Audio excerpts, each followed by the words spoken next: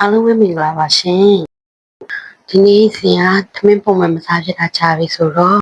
ထမင်းလေးစားခြင်းတွေပေါက်လာတာနဲ့ဟင်းလေးတွေဖို့ရရာနဲ့ချက်စားဖြစ်ခဲ့ပါတယ်ရှင်ဒီနေ့ဇင်ချက်စားဖြစ်တာလေးတွေကစီတိတ်ပြီးတော့မှမတုံးထားတာကြောင့်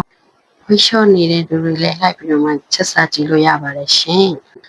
စီတိတ်မတုံးထားပေမဲ့ရလာတော့ပုံမတော်ဘူးเนาะရန်ကိုစားကောင်းပါတယ်ရှင်ဒါကြောင့်ဇင်ပါလေးတွေဘယ်လိုချက်မလဲဆိုတာကိုလည်းကြည့်ရအောင်เนาะ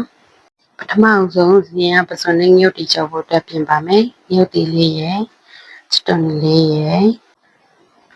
စတုန်ဖြူလေးရယ်ပစွန်လေးကိုစားစနစ်နေထားပါမယ်ပြီးရင်တော့စီအိုးလေးတည်ထားပြီးတော့စီပူလာရင်နည်းနည်းလေးနဲ့ငယ်ထည့်ပါမယ်ပြီးရင်တော့စတုန်ဖြူလေးကိုထည့်ပြီးတော့မှခဏလောက်စီတက်ပေးပါမယ်ရှင်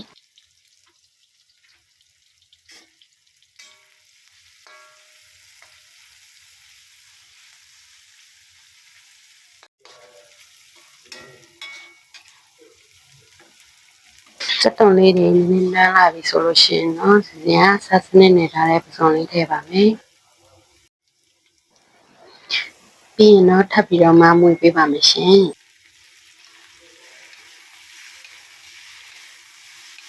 ပြီးတော့ဇင်ကချက်တာမုံလေးနဲ့ငယ်တာထည့်ပါတယ်ရှင်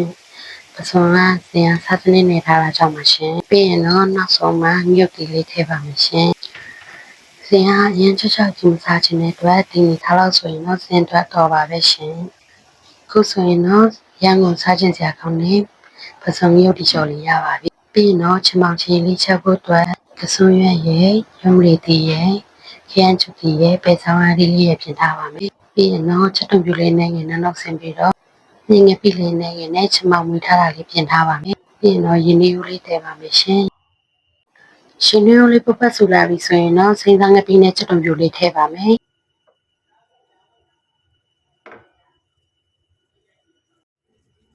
ငပိလေးတွေလည်းအေးပြောလောက်ပြီဆိုတော့ဇင်ကချမောင်မွေးထားတာလေးထည့်ပါမယ်ရှင်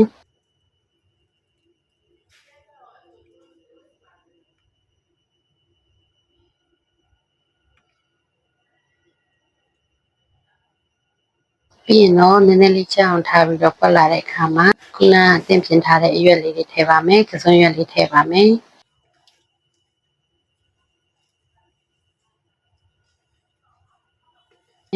ပြီးရင်တော့ပဲဆောင်ရည်လေးနဲ့ခင်းချွတ်တီလေးပါထည့်ပါမယ်ရှင်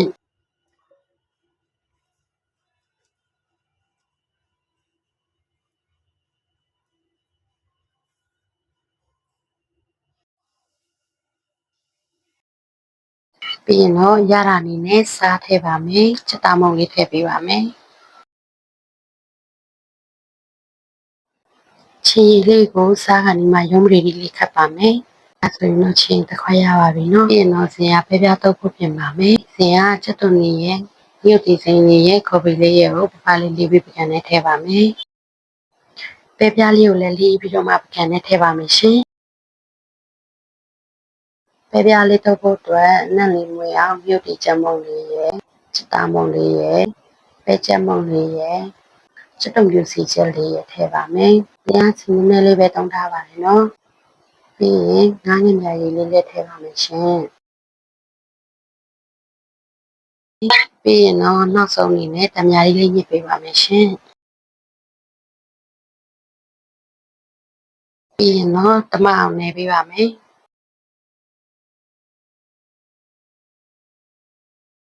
ပြီးရင်တော့ရတာမြည်ကြည့်ပြီးတော့စားမဲ့ပြန်နဲ့ထည့်ပါမယ်နော်။ခုဆိုရင်တော့စားကြင်ကြကောင်းတဲ့ပဲပြတုပ်ချစ်ချင်းဆက်ဆက်လေးလည်းရပါပြီရှင်။ခုဆိုရင်ဒီသမင်းစားဖို့အတွက်ပစုံရုပ်တီကြော်လေးရယ်ပဲပြတုပ်လေးရယ်ပြီးရင်တော့စီလုံးဝမထည့်ထားတဲ့ချင်ရည်လေးရယ်စားဖို့စနေဖြစ်နေပါပြီရှင်စီတိတ်တုံထားဖို့ဆိုရင်စားလို့ရင်ကောင်းခဲ့ပါတယ်ရှင်ဝှချနေတဲ့တငယ်ချင်းလေးတွေလည်းလက်ချက်စားကြည့်ကြပါနော်ဒီနေ့ဗီဒီယိုလေးကတော့ဒီလောက်ပါပဲရှင်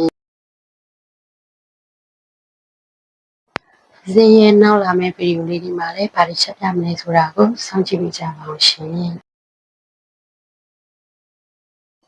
အားလုံးကိုကျေးဇူးတင်ပါတယ်ရှင်